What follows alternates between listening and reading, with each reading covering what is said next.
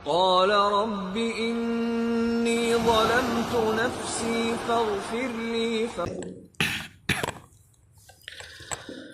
Bismillahirrahmanirrahim. Assalamualaikum warahmatullahi wabarakatuh.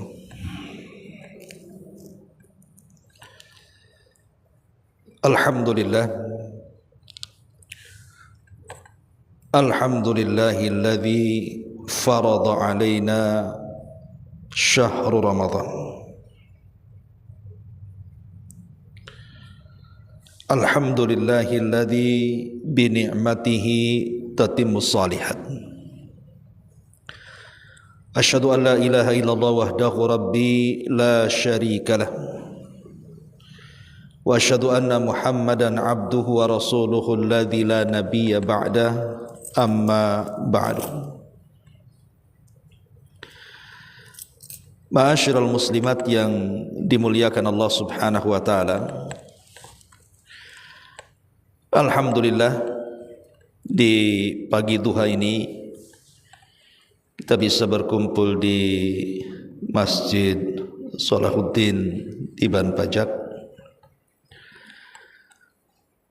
Kemudian salawat dan juga salam tetap kita hadiahkan kepada Rasul kita Nabi besar Muhammad sallallahu alaihi wa ala alihi wasallam. Ma'asyiral muslimat rahimakumullah. Sebentar lagi kita akan menghadapi tamu Allah Subhanahu wa taala yang sangat mulia. Itulah syahrul Ramadan, bulan Ramadan. Bagi seorang muslim, kedatangan Ramadan itu sangat-sangat dirindukan. Bagaimana tidak? Karena bulan itu adalah bulan yang dipilih Allah Subhanahu wa taala dari 12 bulan dalam setahun yang memiliki kemuliaan dan ketinggian dibandingkan bulan-bulan yang lainnya. Dan Allah Subhanahu wa taala berfirman, wa yakhluqu ma yasha'u wa yakhtar. Terkadang Allah Subhanahu wa taala menciptakan beberapa makhluknya, kemudian Allah pilih dari makhluk itu. Bukan kita yang milih, tapi Allah yang milih. Contoh umpamanya tanah haram atau disebut dengan Makkah Al-Mukarramah. Kenapa kemudian tempat itu menjadi tempat mulia dibandingkan tempat-tempat yang lainnya? Kalau ditinjau dari segi pemandangan, saya kira negeri kita jauh lebih indah dibandingkan Mekah, kan? Negeri kita ini hijau, ranum, mudah tumbuh, sungai-sungainya, telaga-telaganya, gunung-gunungnya sangat indah dipandang. Saya kira negeri kita jauh lebih indah dibandingkan Mekah kalau dari segi pemandangan. Atau dari segi apa lagi? Cuaca. Negeri kita lebih nyaman cuacanya karena tidak ada cuaca-cuaca ekstrim di negeri kita ini. Tapi di sana kalau panas, panas sekali, kalau dingin, dingin sampai menusuk tulang. Dan kalau datang cuaca debu, sangat membahayakan pandangan. Tetapi bukan itu nilainya. Negeri Mekah itu dimuliakan karena Allah yang muliakan. Ketika Allah Subhanahu wa taala memuliakan sebuah negeri, maka kita juga wajib memuliakannya. Karena tidak mungkin Allah memuliakan sebuah negeri begitu saja kalau tidak ada keistimewaannya. Maka bulan Ramadan juga kurang lebih saja. Bulan Ramadan itu kalau dilihat dari hari-harinya sama dengan bulan-bulan yang lainnya. mulai dari waktu terbit matahari sampai tenggelamnya, muncul bulan sampai tenggelamnya, sama saja berlalunya waktu dan hari di bulan-bulan dalam 12 bulan itu. Tetapi Allah muliakan karena sebab yang berbeda, yang nanti kita akan sebutkan. Makanya bagi seorang mukmin ketika mendengar bulan Ramadan, maka sudah selayaknya dan seharusnya dia merindukan kedatangannya. Karena kita tahu bahwa tujuan hidup manusia itu adalah untuk beribadah kepada Allah Subhanahu wa taala. Sebagaimana Allah katakan dalam surah Az-Zariyat, "Wa ma khalaqtul jinna wal insa illa liya'budun." Tidaklah kuciptakan jin dan manusia kecuali mereka disuruh untuk beribadah. Dan tujuan ibadah itu sendiri karena kita akan berjumpa dengan Allah Subhanahu wa taala. Di mana Allah Subhanahu wa taala berfirman, "Faman kana yarju liqa'a rabbih falyamal amalan salihan wa la yusyrik bi ibadati rabbih ahada." Barang siapa yang ingin mengadakan pertemuan dia dengan Allah, meluapkan kerinduan dia dengan Allah Subhanahu wa taala, maka perbanyak amal saleh dan jangan sekutukan Allah dengan siapapun. Tentu perjumpaan Allah Subhanahu wa taala akan senantiasa terus berjumpa dengan kita kelak kalau seandainya Allah takdirkan di antara kita masuk surga. Disitulah kita akan mampu memandang wajah Sang Pencipta yang selama ini kita rindukan. Lah bulan Ramadan adalah bulan yang mengantarkan ke sana, mengantarkan kita ke surga, mengantarkan kita mampu memandang wajah Allah Subhanahu wa taala. Dengan cara apa? Lah inilah yang kita akan bahas tentang persiapan diri dan jiwa untuk menghadapi Ramadan. Ma'asyiral muslimat yang dimuliakan Allah Subhanahu wa taala,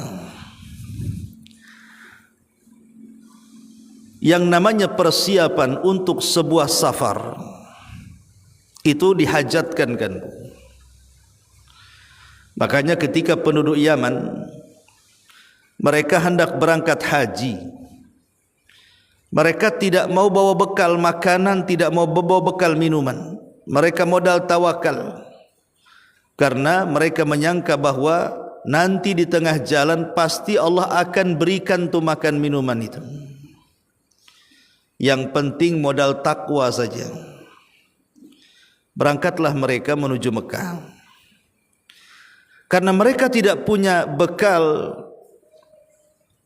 makanan dan minuman, akhirnya mereka pun kelaparan dan kehausan di tengah jalan. Sampai sebagian mereka ada yang mati. Di mana perlindungan Allah bagi mereka? Maka ketika berita ini sampai kepada Nabi SAW, apa kata Nabi? Bukan seperti itu. Kemudian Nabi SAW membacakan ayat fatazawwadu fa inna khaira zadi taqwa. Berbekalah kalian. Kalau ingin safar, bekali. Jangan main safar saja. Karena namanya safar itu juga perlu makan, perlu minum, perlu obat-obatan dan begitu seterusnya. Walaupun memang kata Allah Subhanahu wa taala, sebaik-baik bekal adalah takwa, tapi jangan melupakan selain itu. Lah Ramadan adalah syahrut taqwa. Ramadan itu bulannya takwa. Makanya ketika Allah Subhanahu wa taala memerintahkan kita untuk berpuasa, akhir daripada ayat perintah puasa itu adalah la'allakum tattaqun, agar kalian bertakwa.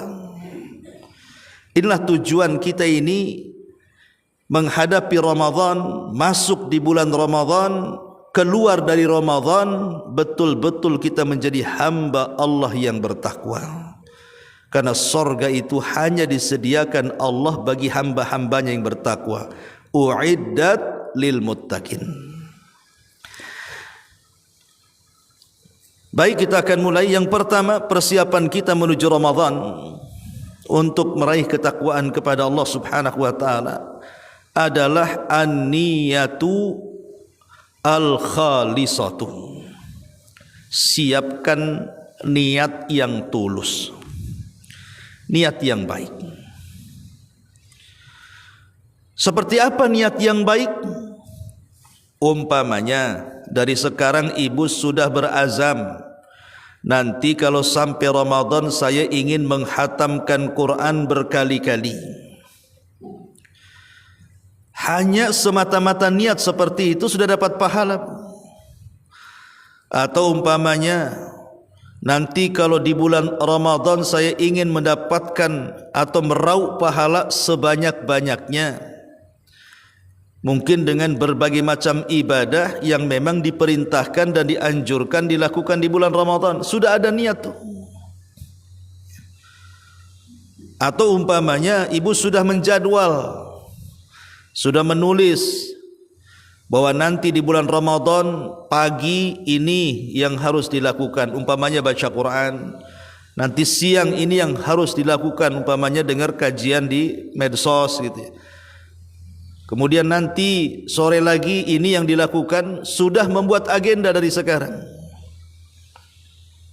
Atau umpamanya ibu mau menjadikan ajang Ramadan tahun ini untuk lebih memperbaiki diri. Boleh jadi selama ini mungkin kita ini keras hati. Mudah-mudahan masuk Ramadan Allah lembutkan hati kita. Atau boleh jadi mungkin kita sebelum Ramadan ini masih belum mampu meninggalkan maksiat dan kemungkaran. Maka nanti kalau bulan Ramadan saya berazam ingin tobat, ingin berubah, ingin berbuat baik dan muhasabah diri dan begitu seterusnya. Lah niat-niat yang seperti ini itu sudah harus tanamkan sekarang ini. Karena Allah Subhanahu wa taala atau Nabi sallallahu alaihi wasallam bersabda, "Innamal a'malu binniyat." Amal itu ditentukan dengan niatnya. Dan Allah katakan dalam surah Muhammad 21, "Falau sadaqullaha lakana khairal lahum." Kalau mereka jujur kepada Allah dalam niatnya, sungguh itu kebaikan bagi mereka. Jadi tanamkan niat. Jangan kemudian niatnya itu berpaling di luar daripada ibadah. Sebentar lagi Ramadan, ini mumpung ini saya bisa jualan untuk iftar. Mudah-mudahan gorengan saya bisa laku selama Ramadan dan menghasilkan uang 1 miliar umpamanya. Itu niatnya sudah dunia, Bu. Ya. Jadi singkirkan niat-niat seperti itu. Kalaupun memang harus jualan di bulan Ramadan, itu karunia Allah Subhanahu wa taala, tetap tidak mempengaruhi ibadahnya. Jadi harus disertakan dengan niat yang baik. Karena Allah Subhanahu wa taala tadi mengatakan, "Falau sadaqullaha lakana khairal lahum." Dan Rasul mengatakan, "Innallaha katabal hasanat was sayyiat." Kemudian Rasul mengatakan, "Faman hamma bihasanatin falam ya'malha katabahallahu lahu indahu hasanatan kamilah." Karena barang siapa yang ada niat melakukan kebaikan walaupun belum dikerjakan, Allah telah catat di sisinya kebaikan yang sempurna. Jadi kalau seandainya qadar Allah, ya kita tidak tahu. Semua kan takdir Allah. Kita sudah ada niat untuk menghatamkan Quran, tiba-tiba sampai Ramadan, qadar Allah, pamannya kan. Ibu kena sariawan 40 hari. Ya.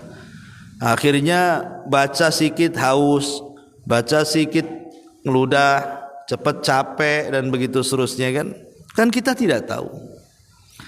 Tapi kan niat yang baik di awal itu sudah dicatat kebaikan sempurna itu. apalagi kalau sampai diamalkan. Nah, ini penting dalam menghadapi Ramadan, pasang niat. Niat yang tulus, niat yang baik, dengan berazam untuk melakukan hal-hal yang positif selama bulan Ramadan. Ini yang pertama. Kemudian yang kedua yang harus kita siapkan sebelum masuk Ramadan, at-taubatu as-sadiqatu. Bertobat dengan tobat yang jujur. Bertobat dengan tobat yang jujur. Karena kita tahu bahwa Ramadan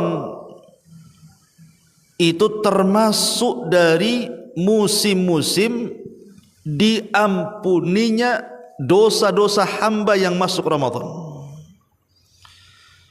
Jadi Ramadan itu musim ampunan, Bu, baik siangnya atau malamnya. Siangnya dengan puasa, malamnya dengan qiyamul lail. Sebagaimana Nabi mengatakan, man shama ramadhanan imanan wahtisaban ghufira lahu ma taqaddama min dambi. Barang siapa yang berpuasa penuh dengan keyakinan akan perintahnya dan juga mengharap pahalanya, maka Allah akan gugurkan tu dosa-dosanya. Ini di siang hari. Di malam harinya juga sama.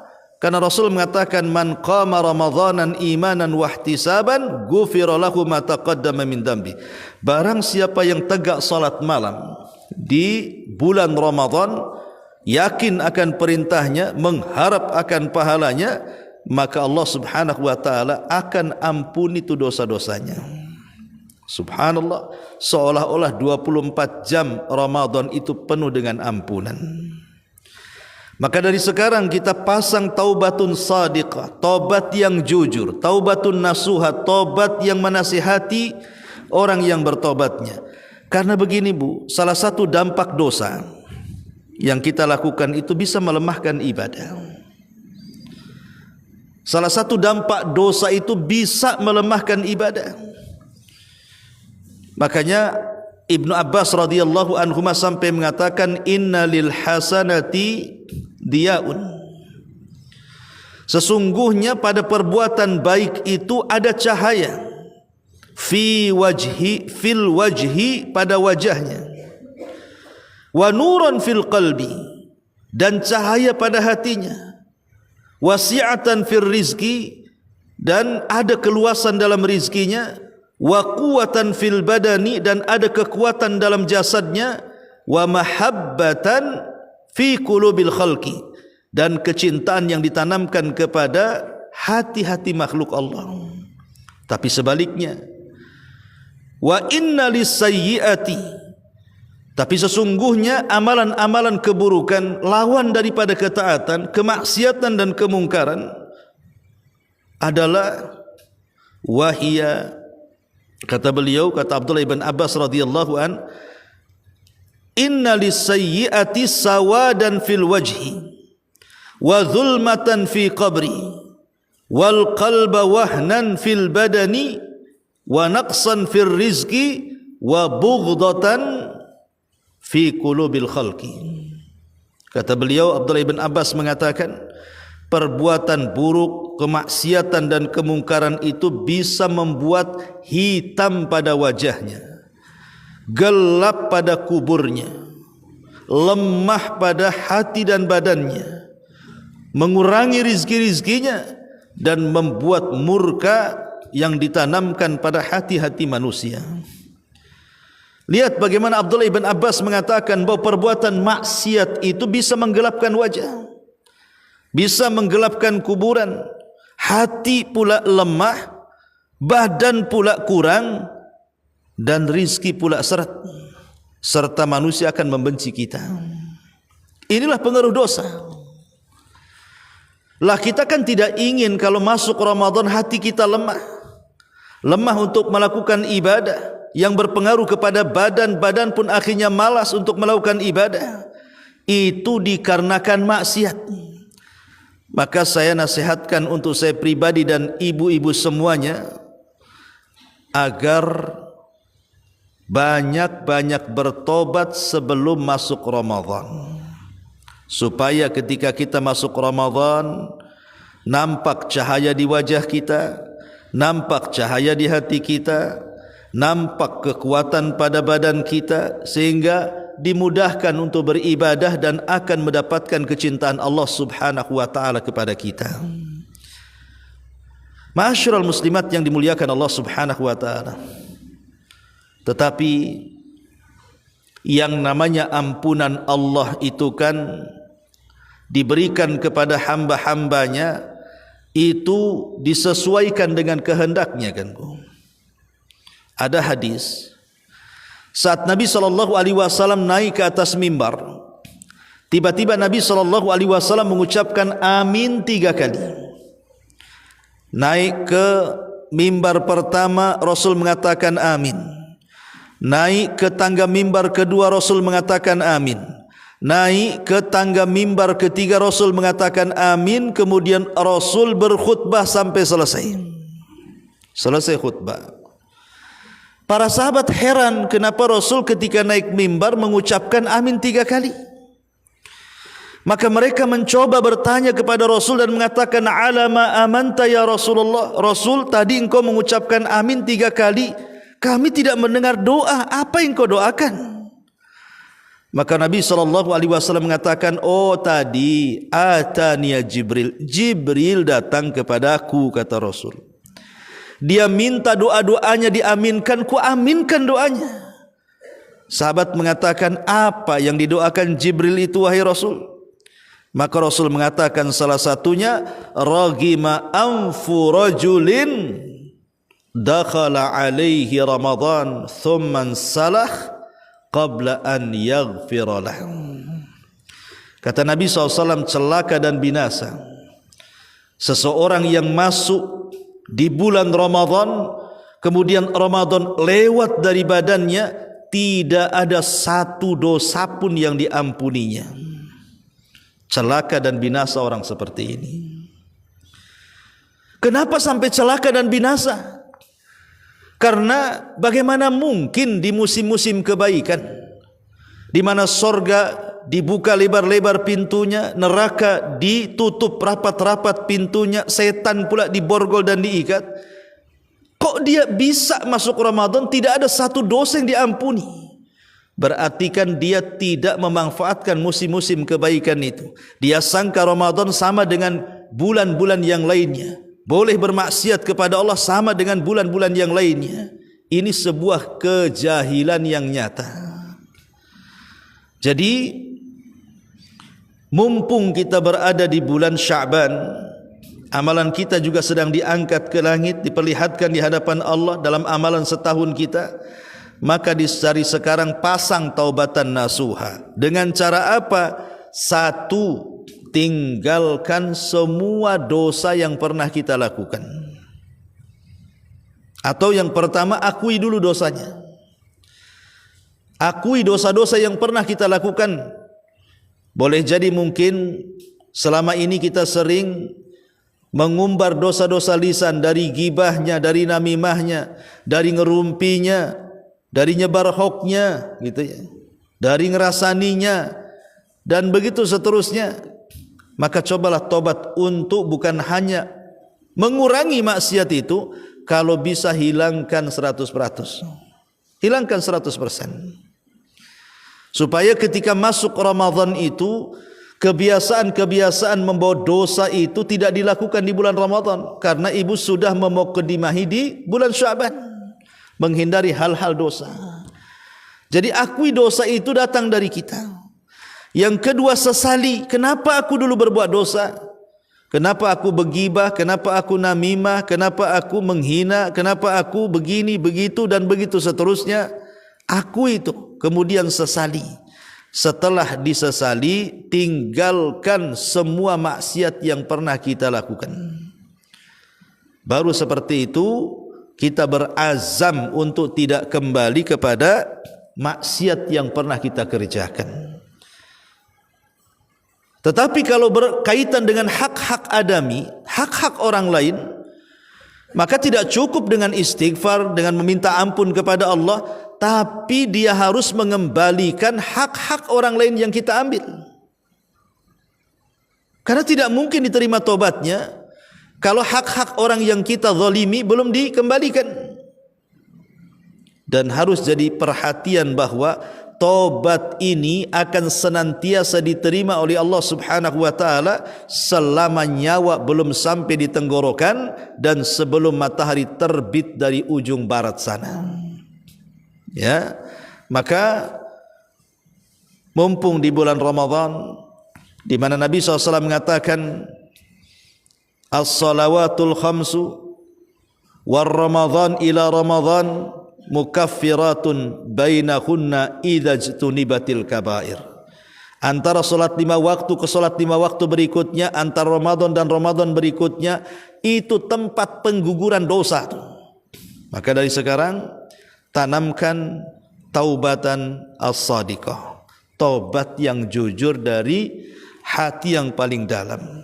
Ini yang kedua. Yang ketiga, ya, untuk merangsang bulan Ramadan supaya kita tidak menjadi pemalas, supaya kita menjadi rajin dalam beribadah, supaya kita bisa melewati musim-musim kebaikan, supaya kita bisa memanfaatkan waktu-waktu di bulan Ramadan untuk mendulang pahala sebesar-besarnya.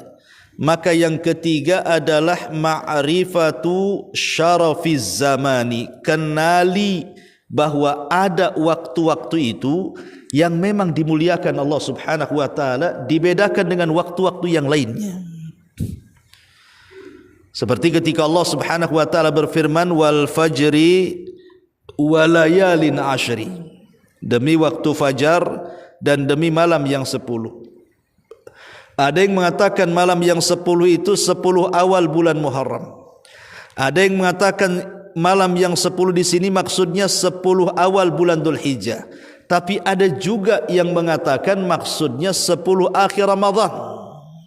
Lihat sampai Allah jadikan sumpah dalam surah Al-Fajr ini.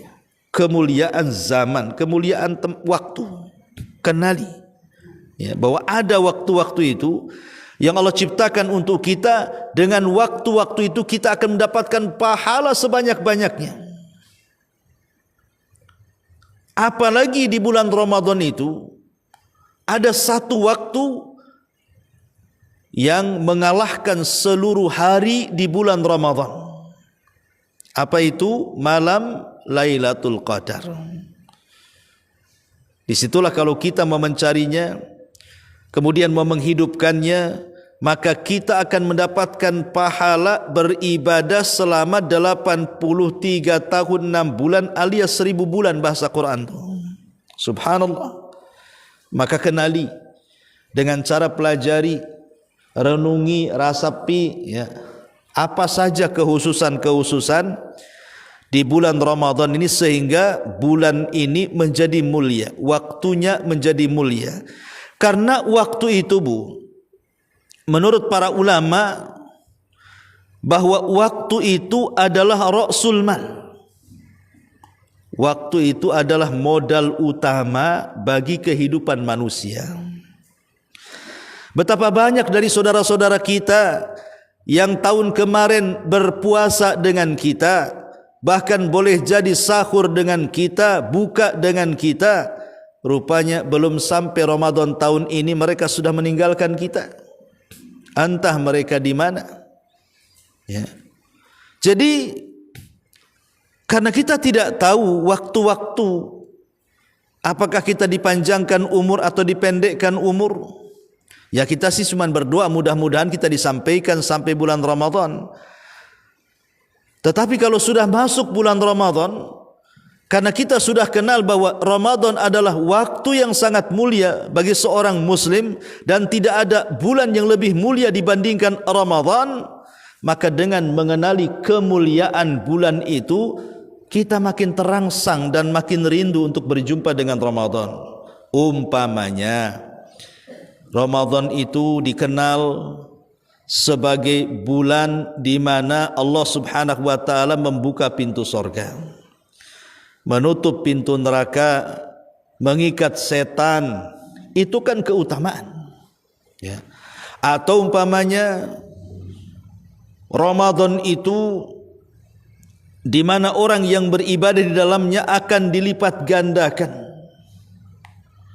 Karena beribadah di waktu-waktu mulia itu berbeda dengan ibadah di waktu-waktu yang tidak mulia. Tentu ibadah di waktu mulia akan lebih banyak lagi pahalanya. Makanya penting kita ini mengenali waktu di bulan Ramadan supaya makin semangat. Bahwa dalam bulan Ramadan itu ada penghapusan dosa, ya. Bahwa di bulan Ramadan itu ada Lailatul Qadar. Bahwa di bulan Ramadan itu pahala kita akan dilipat gandakan, atau di bulan Ramadan itu di situ ada i'tikaf, dan orang yang membaca Quran sangat tinggi nilainya karena membaca Quran di bulan Quran Ramadan, dan begitu seterusnya. Jadi dengan mengenali kemuliaan dan kekhususan bulan Ramadan, maka ini juga persiapan yang ketiga supaya makin rindu lagi, itu maksudnya. Ini yang ketiga. Kemudian yang keempat, persiapan kita bahwa bulan Ramadan adalah bulan supaya kita ini bisa fastabiqul khairat. Dari sekarang kita berazam, nanti kalau sampai Ramadan saya ingin berlomba-lomba dalam kebaikan. Berlomba-lomba dalam kebaikan itu harus melihat ke atas, jangan melihat ke bawah. Tapi kalau urusan dunia, ya tentu melihat ke bawah lebih baik dibandingkan melihat ke atas. Ya, umpamanya seseorang miskin, kamu miskin ya? Oh enggak, aku kaya. Masih ada orang yang miskin di bawah saya. Ya. Kamu sakit ya? Oh enggak, masih banyak orang yang lebih parah di bawah saya. Itu kalau urusan dunia tuh, lihat ke bawah, jangan lihat ke atas, pegel nanti. Tapi kalau urusan akhirat, jangan sekali-kali memandang ke bawah, pandang tuh ke atas. Ibu punya kawan di bulan Ramadan sanggup menghatamkan 3 kali, maka ibu dalam pikiran, masa aku kalah sama dia? Aku pun bisa, bahkan lebih. Ya. Ada kawannya rajin beribadah, maka ibu katakan, bukan dia aja yang rajin, aku pun bisa, bahkan aku akan berusaha lebih dari dia. Itulah azamnya, fastabiqul khairat, kita berlomba-lomba di bulan Ramadan itu, dan dipersiapkan dari sekarang. Karena faedah orang yang berlomba-lomba dalam kebaikan itu banyak, Bu. Satu, dalil tentang ala husnil iman, baiknya iman seseorang. Dan sidku al yakin, jujurnya keyakinan orang. Jadi orang yang bersegera dalam kebaikan itu hakikatnya dia memahami tentang petunjuk keimanan. Karena tidak mungkin badan ini bergerak menjadi ngaji, menjadi solat, menjadi zikir, menjadi silaturahim, bergerak lisannya, memandang matanya, dan begitu seterusnya. Bukan, tidak mungkin, mustahil digerakkan dalam kebaikan badan-badan kita ini kecuali ada iman yang menggerakkannya.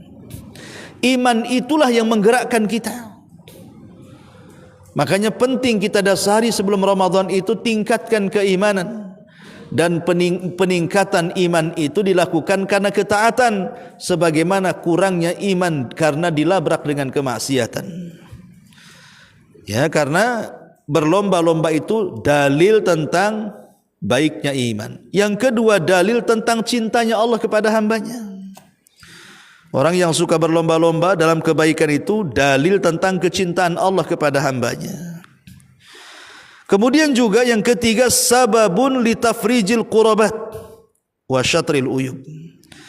Dengan kita senantiasa berlomba-lomba dalam kebaikan, maka itu sebab di mana Allah akan menghilangkan setiap kesulitan yang kita hadapi, dan Allah akan tutup aib-aib kita.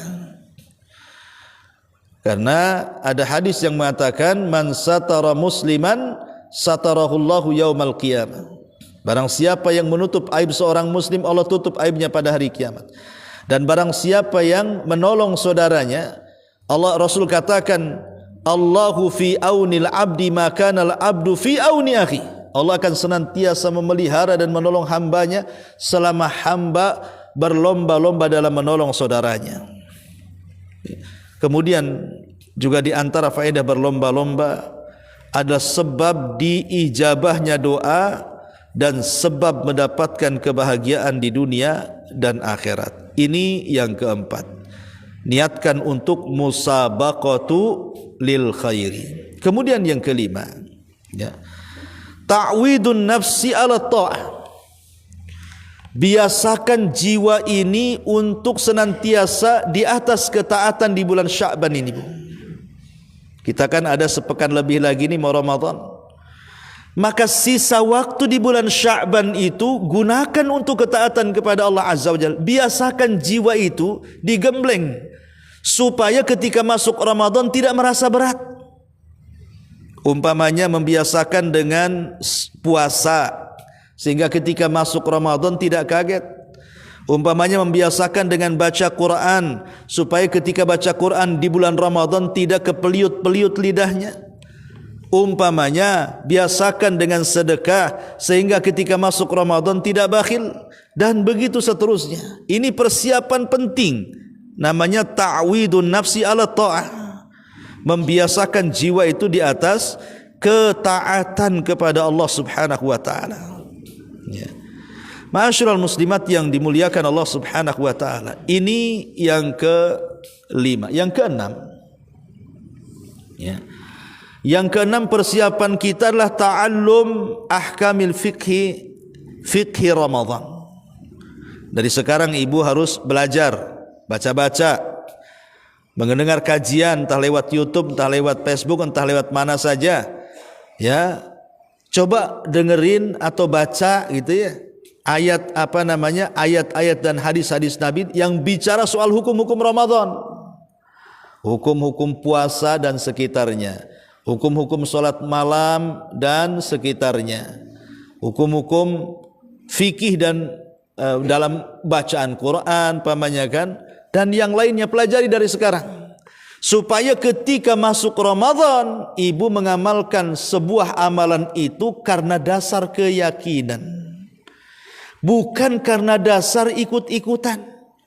Si anu puasa makanya aku puasa katanya. Coba si anu tak puasa aku pun tak puasalah. Nah, itu namanya ikut-ikutan. Si anu taraweh makanya aku taraweh. Coba si anu tak taraweh aku pun tak taraweh. Lah ini kan taraweh dan puasa yang seperti ini tuh puasa ikut-ikutan. Ya memang secara ibadah bisa sah, tapi belum tentu berpahala. Karena dalam ibadah itu dua, ada namanya syarat sah, ada namanya syarat qabul. Syarat sah yang penting sah, syarat qabul dapat pahala. Ya. Jadi pelajari itu ilmu-ilmu tentang hukum-hukum puasa, apa saja pembatal-pembatalnya, apa saja yang dimakruhkannya, apa saja yang diharamkannya, apa saja yang diwajibkannya, dan begitu seterusnya. Supaya ketika masuk Ramadan kita punya maklumat. Oh, kalau saya melakukan pelanggaran ini bayarannya. Ketika ibadah juga khusyuk puasa gitu ya. Puasa dia tambah dengan ibadah-ibadah yang lain saat puasa, dengan baca Qur'annya, dengan zikirnya, dengan sedekahnya dan begitu seterusnya. Itu disebabkan karena dia sudah tahu ilmunya. Sehingga orang yang paham dengan ilmu itu akan lebih dekat kepada Allah dan akan melahirkan perasaan takut kepada Allah Subhanahu wa taala. Ini yang keenam. Yang ketujuh, persiapan kita apa lagi? Adalah at-takallul minat ta'ami.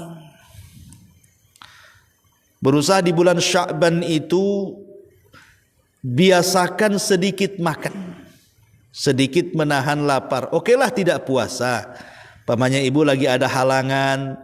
Halangannya pula di akhir-akhir Sya'ban, pamannya kan. Kan orang yang halangan haid itu kan tidak boleh puasa. Ya. Tapi karena sebentar lagi Ramadan, ya sudah walaupun saya tidak puasa, saya seolah-olah sedang puasa. Dengan mengurangi makan, membiasakan lapar gitu ya. Supaya ketika masuk Ramadan terbiasa tuh lapar itu. Tapi kalau di bulan Sya'ban itu ibu kenyang-kenyangin, pagi makan sepiring, siang makan sepiring, sore makan sepiring, malam pula 3 piring. Ada berapa piring tuh? Ya. Dan itu dilakukan tiap hari kan jadi penggemukan, Bu. Alasannya nanti kalau Ramadan mau diet Ustaz, ya itu orang kayak gitu pasti kesusahan, Bu, puasanya. Karena lambungnya besar, tiba-tiba dikecilkan, apa kambuh mahnya itu nanti itu. Ya. Jadi biasakan itu bagian daripada persiapan sederhana dalam makan, dan itu juga anjuran dalam Quran kan. Allah Subhanahu wa taala mengatakan, "Kulu washrabu wala tusrifu." Makan kamu, minum kamu, tapi jangan berlebihan. Jangan berlebihan.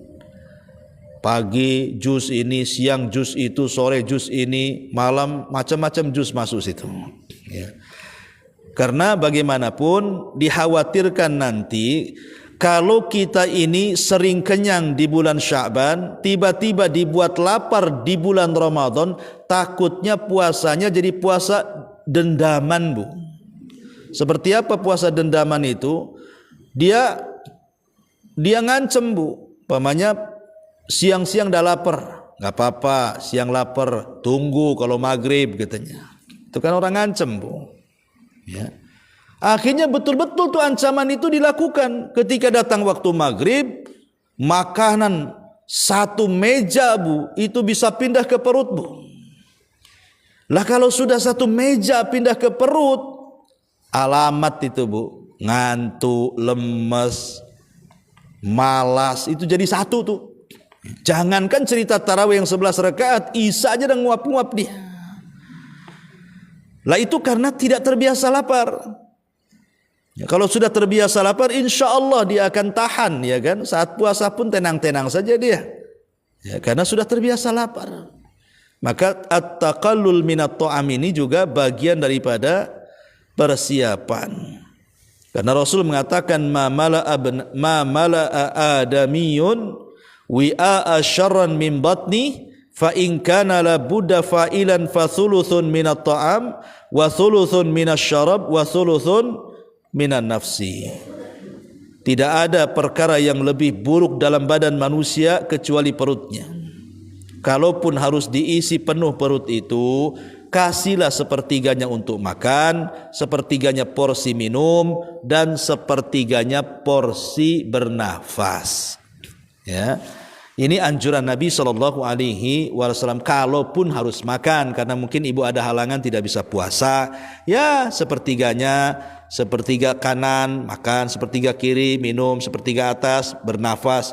Jangan pula sepertiga minum jadi makan, sepertiga bernapas jadi makan. Nah, itu alamat, Bu, ya.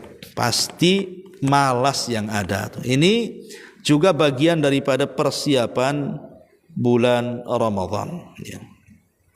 Ma'asyiral muslimat yang dimuliakan Allah Subhanahu wa taala. Lalu apalagi persiapan di bulan Ramadan itu? Persiapan di bulan Ramadan yang seterusnya, yang ke-8 adalah berusaha dari sekarang untuk membersihkan hati. Bersihkan hati kita dari penyakit-penyakit. Boleh jadi penyakit dengki kepada saudaranya, penyakit hasad hasud kepada kawannya, penyakit-penyakit iri hati dan begitu seterusnya. Hilangkan di bulan Sya'ban ini. Apalagi penyakit-penyakit itu menyebabkan amalan kita tidak diangkat tuh. Karena ada dua manusia yang amalannya tidak akan diangkat di bulan Sya'ban. Satu orang musyrik, dua orang syahna. Syahna itu artinya yang meletakkan banyak penyakit dalam hatinya. Penyakit dendam, penyakit iri, penyakit hasad, penyakit hasud. Nah, itulah orang-orang yang seperti tidak akan diangkat amalannya.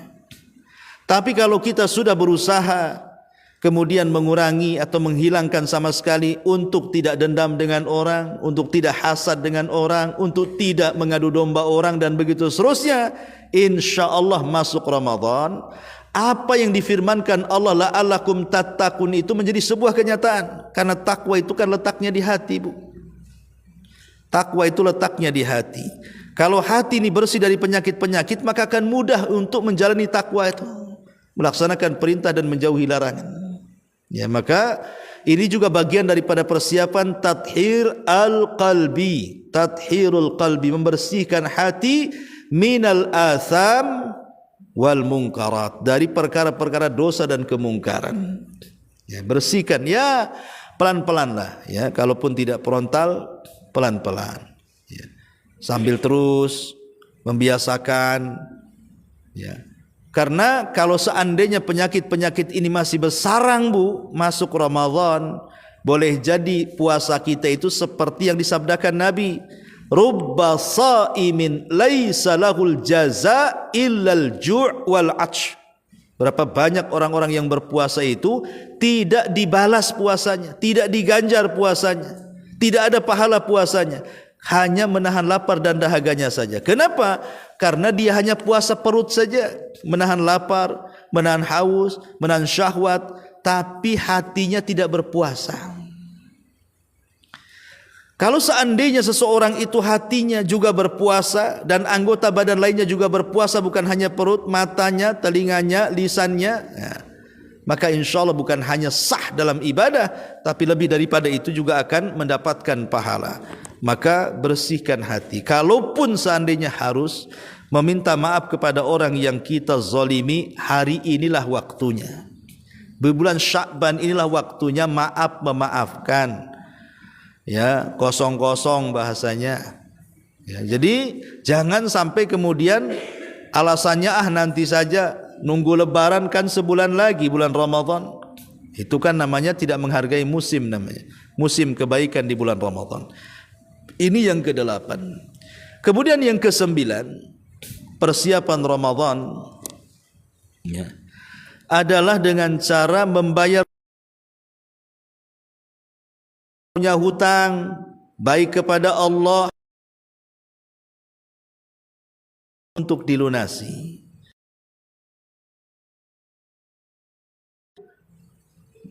Keluar darah haid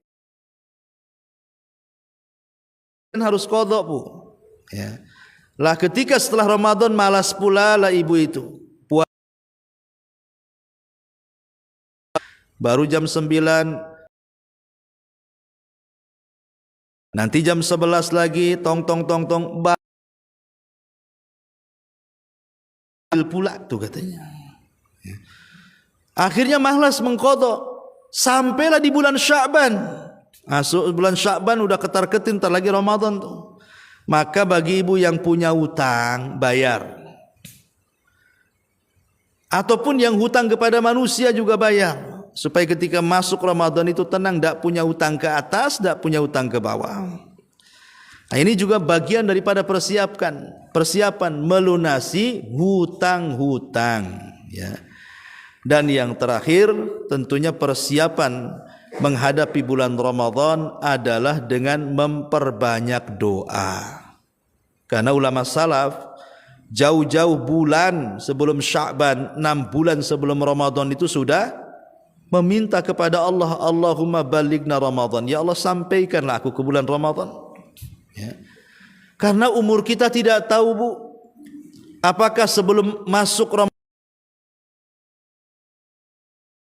langkah beruntungnya kalau seandainya kita ini dihidupkan sampai Ramadan tahun ini dan mendapatkan Lailatul Qadar.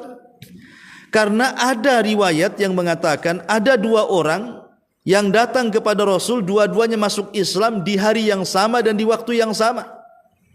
Setahun setelahnya, yang satu mati syahid, ikut perang bersama Nabi, mati syahid. Yang satunya belum meninggal, bahkan meninggalnya setahun setelahnya. Tapi ketika ada seorang sahabat bermimpi, rupanya orang yang belum meninggal setahun setelahnya, yang bukan mati syahid, mati dalam pembaringan, bandingkan orang yang mati syahid dalam jihad. Jadi sahabat heran, Rasul kok bisa, padahal kan orang mati syahid kan masuk surga tanpa hisab dan azab. Kenapa dia dilambatkan masuk surganya, malah kawannya yang bukan mati syahid malah duluan masuk surga? Maka Rasul menjawab, apakah kalian heran? Bukankah selama 1 tahun setelah meninggal kawannya dia mendapatkan Ramadan tahun depannya, dan dia mendapatkan Lailatul Qadar, ya, maka pahalanya jauh lebih banyak dibandingkan orang yang mati syahid. Sudah sewajarnya kita atau Allah memasukkan dia ke dalam surga duluan dibandingkan orang syahid, ya. Jadi dari sini kita minta kepada Allah Azza wa Jalla untuk terus membimbing kita, memberikan usia panjang kepada kita. Semoga Allah injakkan kedua kaki Wallahu alam, ini diantara nasihat 10 nasihat penting persiapan bulan Ramadan, atau bagaimana caranya kita menanamkan kerinduan untuk sampai di bulan Ramadan. Tafadhali, silahkan kalau ada yang mau bertanya sebelum kita tutup.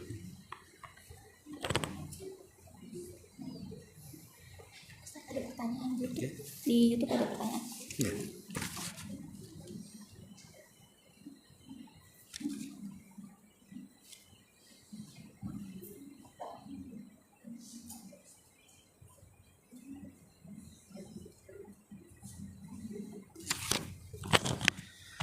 Ya, ini ada pertanyaan, izin bertanya ya. Ketika siang hari berpuasa, tiba-tiba datang haid, bagaimana cara membatalkannya? Iya, dengan semata-mata keluar darah haid itu sudah batal, Ibu.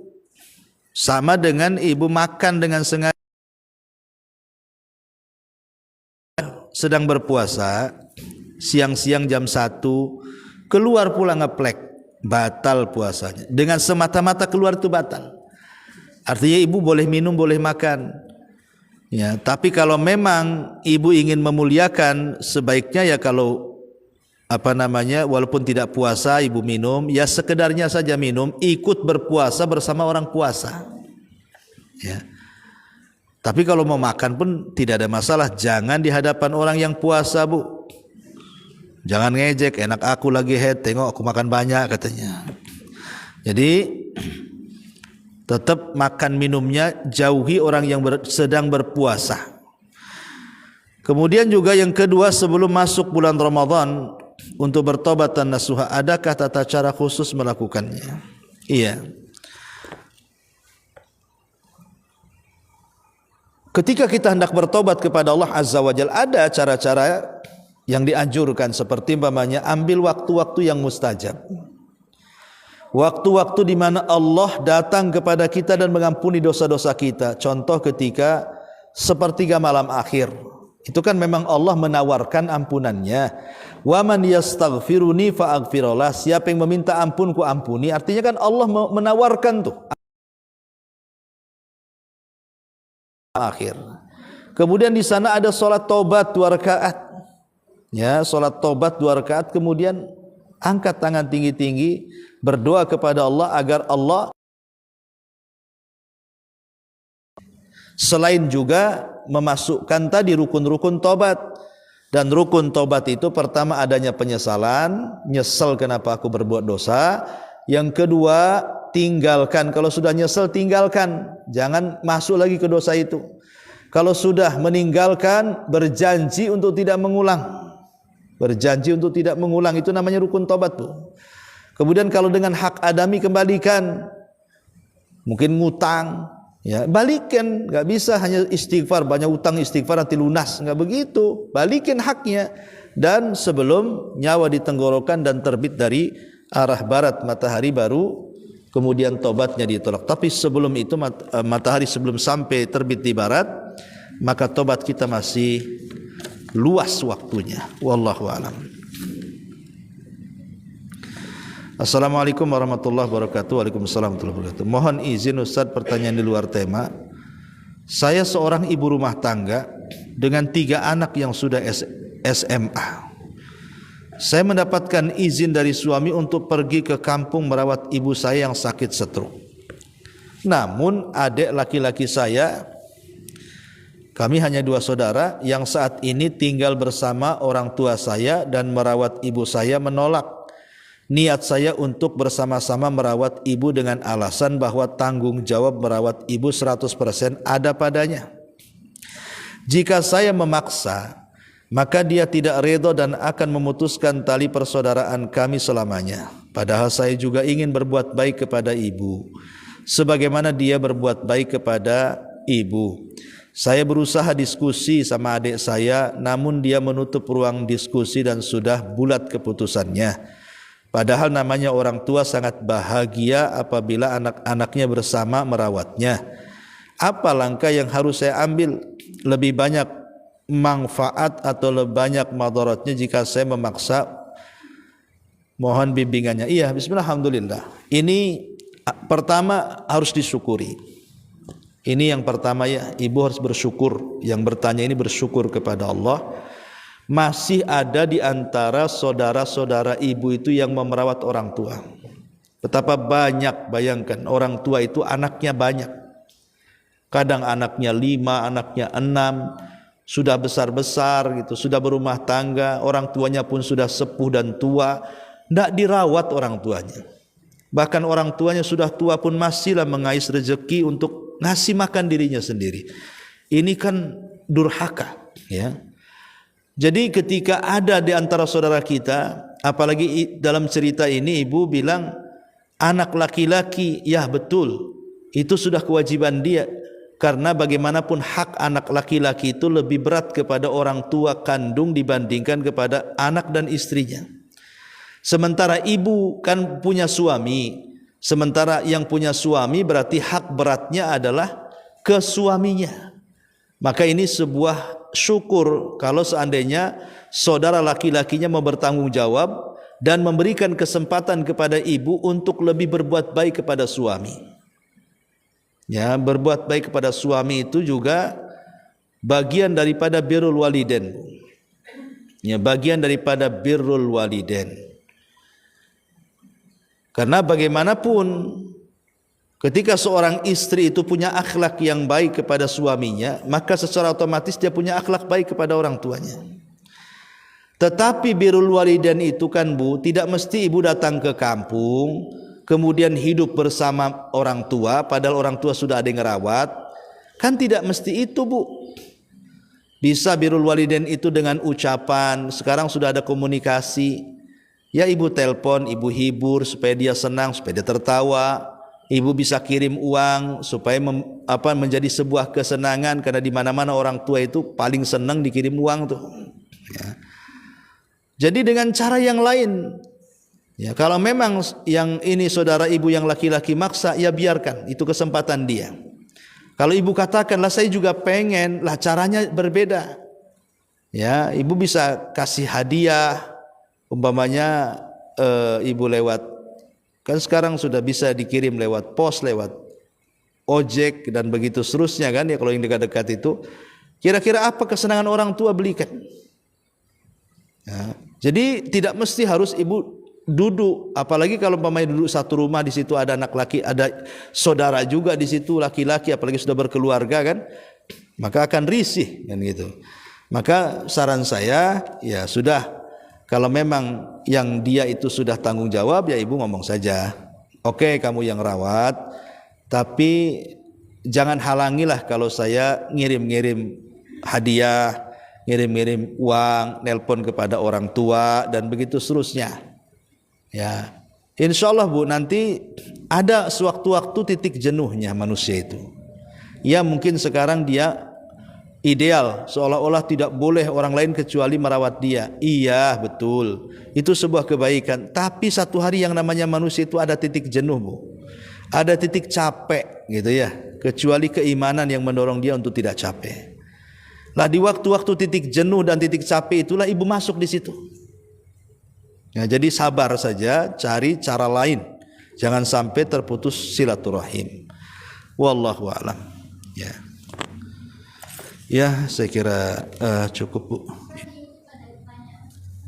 Di YouTube ya. Assalamualaikum Ustaz, saya mau bertanya tentang kebiasaan simpan pinjam ibu-ibu PKK yang mensyaratkan bunga 10% karena alasan hasilnya juga akan dikembalikan pada anggota. Terima kasih. Oh, enggak boleh. Ya. Pinjam ya pinjam. Kalau berbunga itu bukan pinjam meminjam, itu sudah masuk ke ranah riba. Ya, masuk ke ranah riba, tidak boleh. Karena pinjam meminjam dalam Islam itu murni urusan sosial, tidak boleh ada keuntungan walaupun kembali ke anggota. Ya sebaiknya nggak usahlah dibuat bunga 10%, 20%, karena itu namanya bunga nampak indah bahasa bunga itu, tapi hakikatnya bahasa itu kan untuk menyamarkan kalimat riba. Kalau bahasa riba kasar, tapi kalau bunga halus kayaknya. Pada intinya riba gitu ya. Jangan, karena bagaimanapun Allah melaknat pemakan riba, yang ngasih makan riba, yang mencatat riba, yang menyaksikan riba, semuanya sama dosanya. Pembagian dosanya sama, bukan yang memakan lebih tinggi, yang ngasih lebih rendah, yang menyaksikan rendah lagi, tidak sama semuanya. Karena Allah mengatakan wala ta'awanu 'alal itsmi wal udwan. Jangan tolong-menolong di atas perbuatan perbuatan dosa dan permusuhan. Wallahu a'lam bishawab. Subhanaka bihamdika asyhadu an la ilaha illa anta astaghfiruka wa atubu ilaik. Allahu taala alam.